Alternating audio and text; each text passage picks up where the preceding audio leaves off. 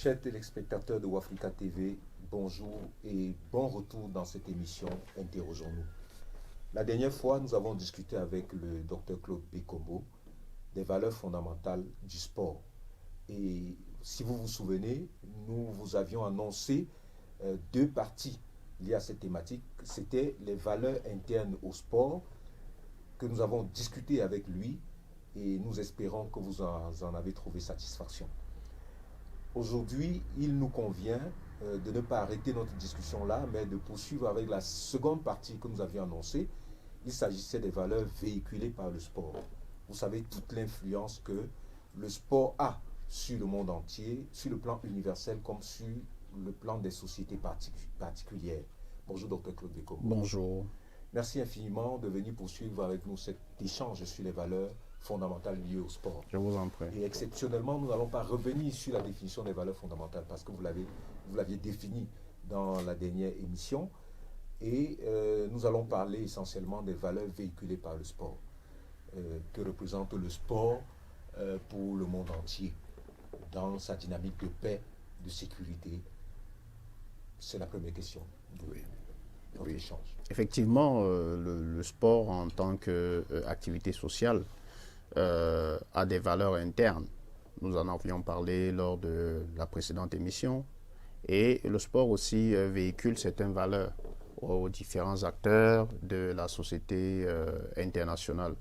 Alors, non seulement des valeurs pour la société internationale, mais des valeurs pour la société elle-même. C'est-à-dire que société en tant que groupement de personnes autour des institutions données. Pour en prendre une définition simple de la société, sans entrer dans les détails des différents types de définitions de la société. Alors, le sport, effectivement, touche la société d'abord, parce que le sport est une activité qui permet la socialisation. Alors, la socialisation, c'est tout processus qui permet à un individu de participer à l'existence ou alors aux activités sociales. Donc, à se sentir membre d'une société, si on peut le dire de manière très ramassée, sans entrer dans les débats d'école sur la définition de la socialisation. Alors, l'individu, à travers le sport, est membre de la société parce que le sport permet l'intégration sociale. Le sport est un facteur d'intégration sociale. Pour ceux qui sont dans la société, qui sont abandonnés par l'ascenseur social, pour ceux qui sont dans des classes intermédiaires de la société, le sport est vraiment un vecteur, permet la socialisation de ces individus-là. C'est une valeur très importante. Donc, démontrer que à travers le sport, nous pouvons être membres de la société si nous nous en sentons exclus hors du sport. Alors, à travers le supporterisme, tout le monde peut, le temps d'un match, se sentir membre de la même société, d'une communauté. Voilà. Je ne voulais pas utiliser le terme, c'est effectivement cela. Oui. D'une communauté construite. Une communauté construite, elle n'est pas nécessairement réelle, mais c'est une communauté d'action parce qu'il y a une activité particulière. Et aussi, les individus peuvent, en ce qui concerne leur classe sociale, à travers le sport, partir des quartiers défavorisés, devenir des sportifs assez intéressants et avoir des revenus qui permettent de quitter des quartiers défavorisés pour se retrouver dans des quartiers huppés, pour se retrouver dans une classe sociale qu'ils n'auraient pas eu sans le sport. Donc le sport est véritablement un vecteur d'ascenseur social. Et le sport envoie cette valeur-là, qu'à travers le sport, en faisant le sport, on peut effectivement utiliser l'ascenseur social pour se retrouver dans une classe qu'on n'aurait pas eu sans le sport. On peut considérer que le sport pourrait être un moyen d'égalité. Tout à fait.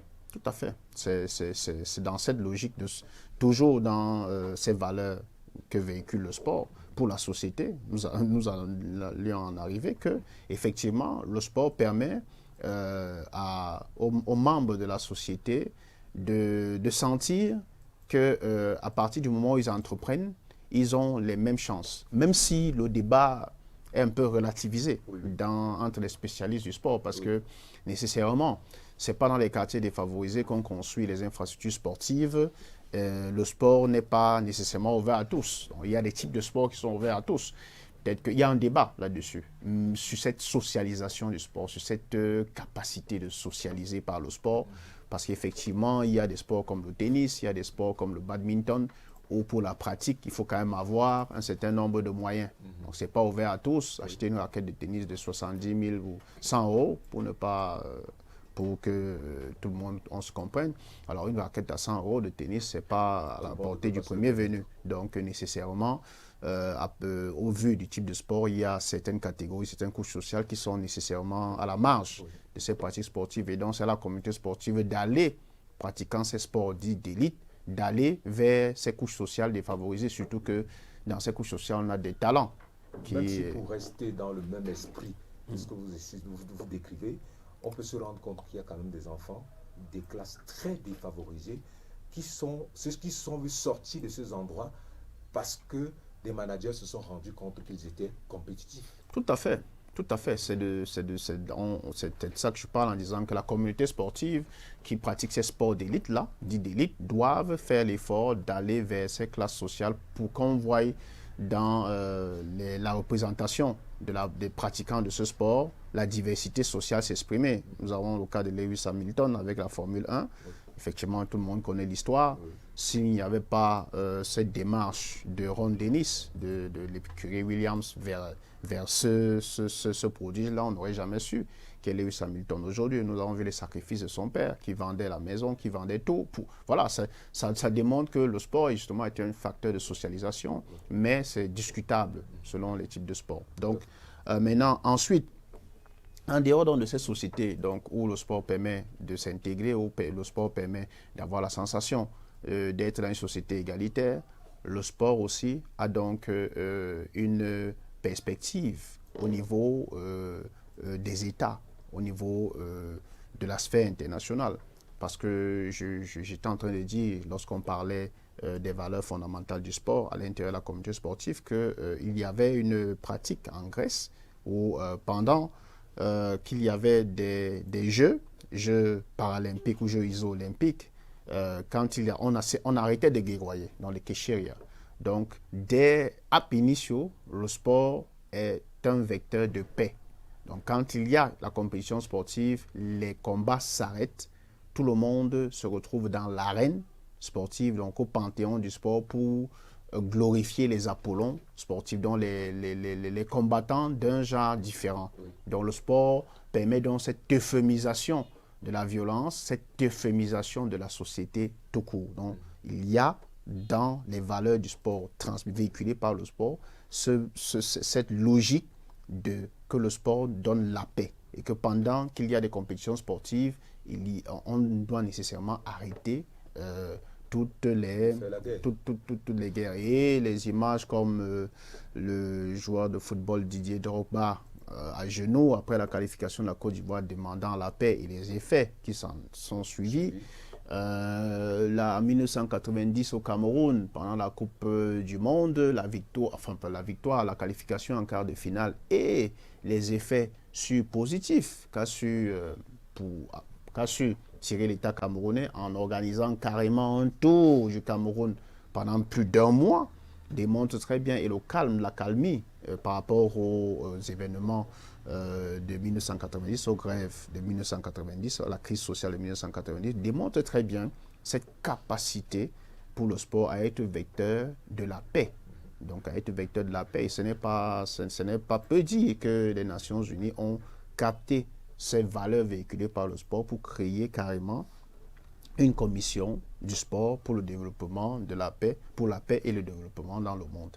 Donc, c'est une valeur fondamentale pour les États que le sport permet effectivement à ceux qui ne se parlent pas de se parler. La diplomatie du ping-pong permet effectivement de voir que les États-Unis et l'URSS, qui étaient dans la logique de guerre froide, ont pu quand même le temps d'un match de ping-pong se coopérer Donc voilà, le sport est donc promeut dans ces valeurs-là, met donc ensemble ceux qui ne peuvent pas se parler à travers le sport. Le match Iran-États-Unis lors de la Coupe du Monde de 1994, c'était un événement qui a permis effectivement de voir que par-delà les différents, on peut se retrouver avec des acteurs, des bellicistes sur la même table que réunit le sport. Ces derniers jours, avec la crise qui est entre la France et l'Algérie, Oui.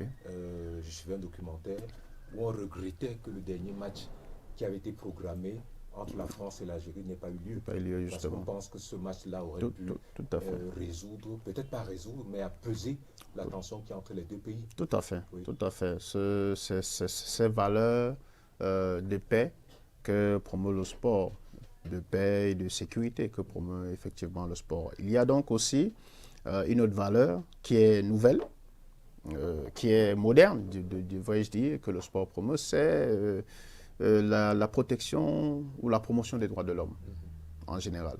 Donc, le sport est rentré, la communauté sportive est rentrée dans une logique avec la nécessité de défendre les droits de l'homme avec la Coupe du Monde, les Jeux Olympiques en Chine, la question du Tibet en 2008 qui est revenue, avec la Coupe du Monde au Qatar et toutes les questions liées aux droits de l'homme, aux droits des travailleurs, dans les différents chantiers et ainsi de suite.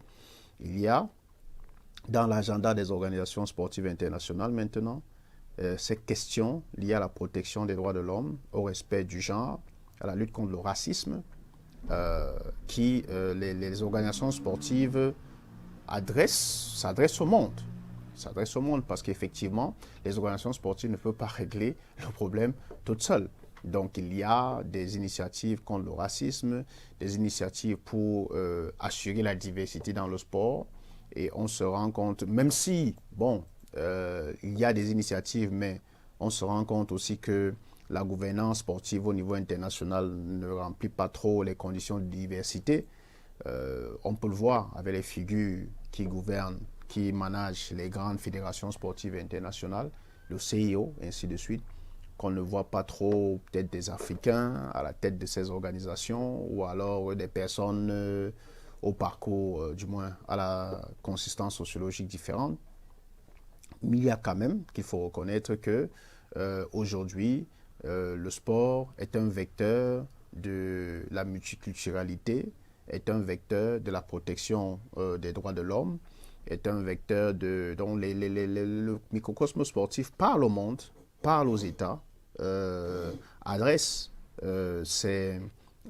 partage les valeurs de défense, de lutte contre la discrimination et pour octroyer une Coupe du Monde ou alors des Jeux Olympiques à un pays. Il y a aussi dans le cahier de charges des discussions sur comment est-ce que ce pays-là se comporte. Nous le voyons très bien. Voilà, nous le voyons très bien avec ce qui s'est passé avec notre pays pour la Coupe d'Afrique des Nations. Effectivement, ce n'est pas exclusivement contre le Cameroun en tant qu'État que cette décision a été prise. Mais cette décision a été prise parce qu'effectivement, le Cameroun n'était pas prêt le jour dit. Donc, il y a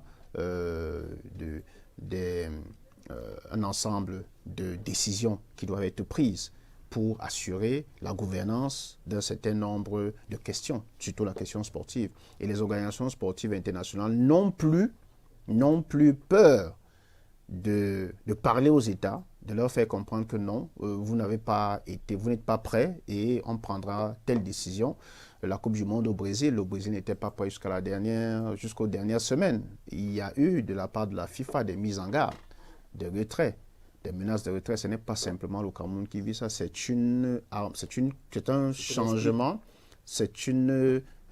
une rupture paradigmatique des organisations sportives, la communauté sportive internationale dans son rapport avec les autres acteurs. C'est-à-dire que la communauté internationale veut véhiculer cette armature de protection des droits de l'homme et de lutte contre les discriminations. Et ma question, est-ce qu'en le faisant, le sport ne se politise pas? Et on pourrait assister dans les années à venir ou bien dans les décennies à venir à à des dérives. Nécessairement, le sport se politise. Nécessairement, le sport se politise. Une question comme le racisme est discutée dans le sport, dans la communauté sportive. Mais le sport se politise parce que le sport est le réceptacle de tous les vices et de tous les comportements sociaux déviants. Alors, le sport ne se fait pas dans l'espace intersidéral, le sport se fait bien dans la société. Donc, pour résoudre certaines questions, il faut bien qu'il y ait une coopération avec les États et tous les autres acteurs. La communauté sportive ne peut pas, elle seule, résoudre ces questions. Et elle a déjà compris cela. Elle a déjà compris qu'elle ne va pas résoudre le racisme, qu'elle ne va pas résoudre les discriminations faites contre femmes, les violences faites contre les femmes, ou alors les questions de genre, qu'elle ne va pas résoudre ces questions toute seule. Il va falloir la coopération avec les autres acteurs de la communauté internationale, qui sont les États, les organisations multinationales, pour arriver à un modus vivendi sur ces questions précises. Parce que si chaque fois qu'il y a une insulte raciste, il faut rater un match, on va se dire qu'on ne finira jamais un match. La communauté sportive prend en effet sa part dans la résolution ou dans la gestion de ces questions. Elle prend sa part, mais elle constate aussi, comme pour d'autres choses d'ailleurs, qu'elle a besoin de la franche coopération des autres acteurs pour organiser une compétition. Certes, on donne la compétition à un pays, mais on a besoin que ce pays coopère franchement avec l'organisation sportive pour être sûr que les dates décidées par l'organisation internationale en collaboration avec les sponsors qui ont calé ces dates-là soient respectées. Et que si l'État éventuellement s'amuse avec cette date, c'est un manque à gagner criard et c'est des procès à n'en plus finir que l'organisation sportive devra gérer. Donc il y a des questions qui sont liées à l'organisation sportive elle-même, mais ces questions-là ne peuvent être réglées exclusivement par l'organisation sportive. Et les organisations sportives, la communauté sportive l'a bien compris, qu'il y a des questions qui se relèvent du droit commun, qui ne relèvent pas de la Lex Sportiva, qu'elle ne peut pas gérer. D'ailleurs, dans tous les statuts des fédérations sportives internationales, vous allez très rarement voir des dispositions criminalisant les discriminations sur le genre et toutes les autres atteintes aux droits de l'homme. Parce que ces organisations sportives-là ne sont pas construites pour cela. Elles sont construites pour gérer l'activité sportive et les compétitions sportives. Elles ne sont pas construites pour cela. Elles en ont besoin de la coopération des autres acteurs pour pouvoir régler les questions liées aux droits de l'homme. Et ces dernières années, dans cette phase moderne, depuis une vingtaine d'années, nous voyons pendant les congrès même des organisations sportives, des questions liées aux droits de l'homme dans l'agenda de ces organisations sportives-là. Dr Claude Bekombo, est-ce que vous vous êtes intéressé à la question d'instrumentalisation du sport par les politiques, par exemple? Oui, le sport est, comme toute activité humaine, le sport est soumis aux aléas de l'instrumentalisation, pas seulement des politiques, même des sociétés multinationales, même des groupes de pression. Vous vous souvenez de la prise d'otages contre les athlètes iraniens contre les athlètes israéliens par un commando d'athlètes iraniens. Voilà, il y a des groupes multinationaux qui utilisent le sport pour véhiculer un certain nombre de messages. Nous avons un athlète éthiopien qui a repris un geste de contestation des Oromos en Éthiopie pour marquer son accord avec la lutte pour l'indépendance des Oromos. Alors, non seulement les sportifs eux-mêmes instrumentalisent le sport, ce n'est pas seulement les politiques. Le sport est instrumentalisé par tous les acteurs. Il ne faut pas donner un blanc-seing ou il ne faut pas criminaliser une catégorie d'acteurs. Non, non. C'est tous les acteurs qui tournent autour du sport qui ont la logique d'instrumentalisation. On peut voir le sport dans une logique de coopération, mais on peut aussi voir le sport dans une logique d'instrumentalisation. Et c'est les sportifs, c'est les gouvernants du sport, c'est les États, c'est les multinationales, c'est les groupes terroristes, c'est tous les acteurs de la société internationale qui tendent à instrumentaliser le sport. C'est des firmes de cigarettes qui nécessairement dans la logique n'ont rien à voir avec le sport. Vous avez vu la polémique qu'il y a sur le financement de Heineken et les joueurs qui essayaient de cacher la bouteille pour éviter. Voilà, donc c'est la bière qui n'a rien à voir avec les valeurs du sport, mais qui, parce que ces entreprises multinationales financent le sport, se retrouvent dans le sport, donc l'instrumentalisent d'une manière ou d'une autre. Comment est-ce qu'on peut retrouver une entreprise de cigarettes financer le sport? Normalement, ça ne doit pas être le cas, mais c'est le cas. Donc, il y a instrumentalisation du sport par les actes, par les sportifs eux-mêmes, qui parfois utilisent leur notoriété pour attirer l'attention de la communauté internationale sur des causes qui n'ont rien à voir avec le sport. Nous ne sommes plus dans le sport.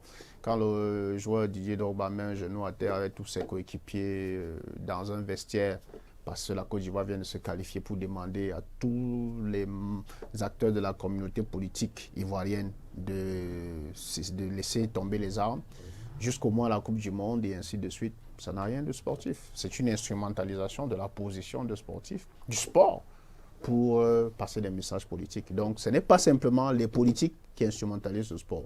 C'est tous les acteurs qui instrumentalisent le sport. Il faut bien le rappeler, en fait. Tout à l'heure, au début de notre entretien, vous avez convoqué le concept de sporteurisme. Oui. Je voudrais qu'on en parle. Je venais de le découvrir, et merci. Et peut-être que toute l'influence, toute la valeur véhiculée par le sport se joue dans ce concept-là. Oui, en fait, le supporterisme, c'est la tendance négative. La tendance négative, la tendance instrumentale, devrais-je plutôt dire, plutôt instrumentale que négative, la tendance instrumentale du rapport de l'aide sociale au sport. C'est cette tendance instrumentale.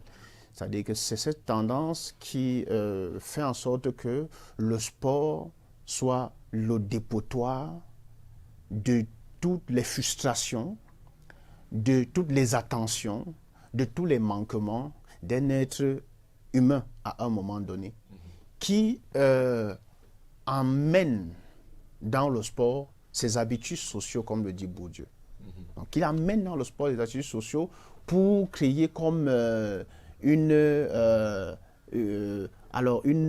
soit ça sera une ascèse pour permettre à son esprit de retrouver le calme, d'accord? Soit ça sera alors carrément un rite de purification, c'est-à-dire que le sport va permettre à l'individu de pouvoir verser ses colères sociales, de pouvoir verser ses extrémismes, de pouvoir verser. C'est la raison pour laquelle nous avons donc les hooligans, nous le voyons aujourd'hui, ces derniers temps, des sportifs, des spectateurs qui quittent de leur zone de spectateurs pour venir avoir des risques avec les sportifs. Oui. Et nous voyons des condamnations qui sont... Ça, c'est les manifestations du supporterisme.